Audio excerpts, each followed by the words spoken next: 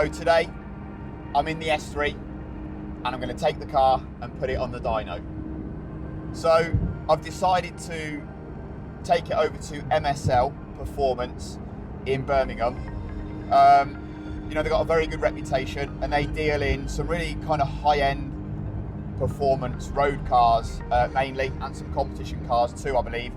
So they deal with a lot of really big horsepower, Mercedes C63s, kind of big power stuff like that. So they use a four-wheel drive dyno jet dyno. Now obviously when it comes to dynos, you could take it to one day, one to another, and you might get two different outcomes, but you know, that is what it is. Kind of dynos don't really necessarily replicate real world driving conditions, but it's the closest idea we can get as to what level of performance the S3 is putting out. So what do I expect the car to make? Well, if you followed the journey, you kind of have a good idea of the spec already. For anyone who hasn't, I'll briefly touch on a few of the bits. So we've got standard EA888 Gen 3 engine. This is a 2017 car. It's got the 7-speed gearbox. At the factory, these are quoted at 310 PS. Now obviously, we've done an awful lot of performance upgrades to this car. Myself and AKS tuning. You know, we've built this as a performance road and competition car. Done a couple of hill climbs in it already, some track days, sprint as well. So we've replaced the OE turbo with the Revo IS38ETR V2 and kind of done all the supporting mods as well. You know, things like we put RS3 coils in, we put NGK plugs. On the cooling side, we've got a Revo intercooler, uprated all the rads to CSF performance models and all the sorts of stuff like that. So the quoted figures on this turbo, in conjunction with the stage 3 Revo performance ECU software that we're running, is somewhere around or just over 500 horsepower and about 580 newton meters of torque. So it'll be really interesting to see what this car makes.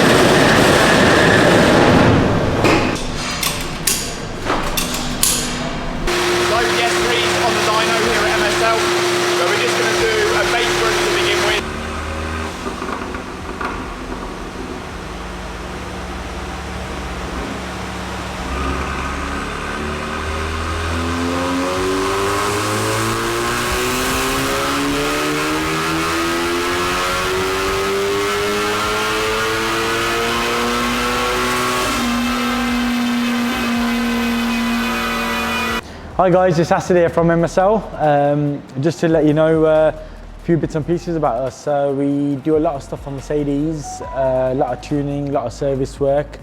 We do a lot of superchargers, turbochargers, and got the fastest Mercedes basically built in England. Do a lot of events, still trying to chase all the BM boys, but you know, we're not far behind. And we're just going to keep at it really. Alex has obviously come down today in his Audi. It's a four-wheel drive dyno. The figures are to the wheels more than anything else. A lot of people do want BHP, but we feel that the wheel horsepower is the true figure to the ground.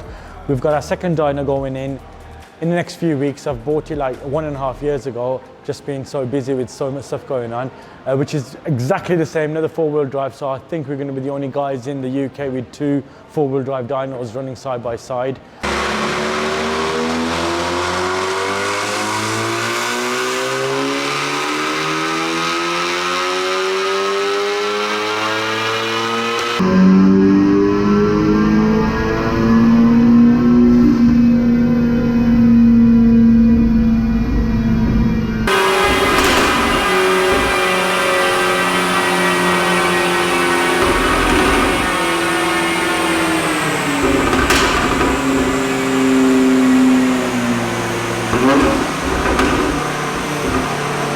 So I'm just with Idris here at MSL. He's just run the car on a dyno. What we've done was one kind of base run on a lower performance map, and then we turned it into kind of what is effectively the high boost map for 2 runs. So I'm just going to show you the results, and Idris is going to talk you through it now.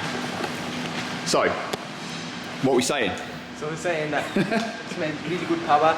On the low boost run, over here on the graph, you could see the low boost run was the first one over here. So that's 439. Yeah, 439 wheel horsepower. So what we do is we work on a 12% loss from the engine to the wheels. So what we're going to do is we're going to times it by 1.12 to get to the crank. So 439 times 1.12, 491 horsepower, 2 wheels on low boost. Now, okay, yeah, I'm pleased with that. That's pretty good. That's good. And on high power, 458 to the wheels times 1.12 is made 512 brake. So that's using the same calculation. Same calculation on the high boost map. So it's just had more power. Yeah. Yeah, and you can just see it's just making more power throughout. Like your orange one was your standard run, on your low boost run, and your high boost it just picks up more, it's more on top. How did it feel actually on the dyno? What did it feel like? You can feel the pull, definitely feel the pull. I can't imagine how it's going to be on the road. Even the track, it's just going to, it's a tool. It's a tool. It's insane. And the temperature's consistent, low, you know, perfect. Oh, it's perfect, it's really good. A lot of people do criticize different dynos all the time. We've been working with this dyno for like 5 years, and with the comparison with the guys in the States and a few other places, this dyno, a lot of people do go with the wheel horsepower. Ultimately, you have to remember a dyno is there as a diagnostics tool that actually shows you your before, your after, if there's any issues with the car. The proper result will be stuff like your draggy testing, your quarter miles. So in essence, sometimes some people might say they're getting 1,000 brake, other people are getting 700 brake. It don't matter. It's what it does on the streets on the day with draggy testing. But I'm really happy with this dyno, and I believe in it 100%.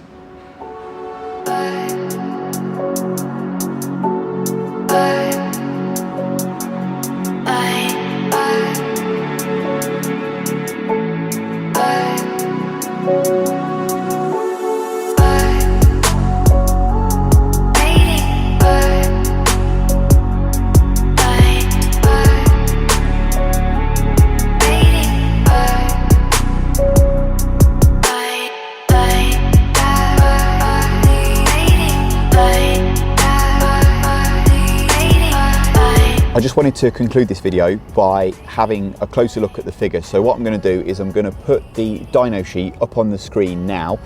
I wanted to also take a closer look at the torque. So the car's making 415.5 pound-feet of torque at the wheels. So using the same calculation that MSL used to convert wheel horsepower to crank horsepower, so times by 1.12, that brings us out at 464.8 pound-feet of torque. Now converted into Newton meters, that makes 630.1 Newton meters. So in actual fact, this car's making really strong figures. In fact, they're better than I thought they might be. So 512 horsepower and 630 Newton meters on Shell VPower. What I want to do from here is get the car weighed. So I'm going to take it to Guglielmi Motorsport in Daventry and put this little baby on the scales. That'll allow us to do some proper power to weight calculations with this car. So that's what I'll be doing in the next vid. Hope you enjoyed this one, guys. Let me know in the comments below what you think to the figures that this car's making, and I'll catch you in the next one. Cheers, guys.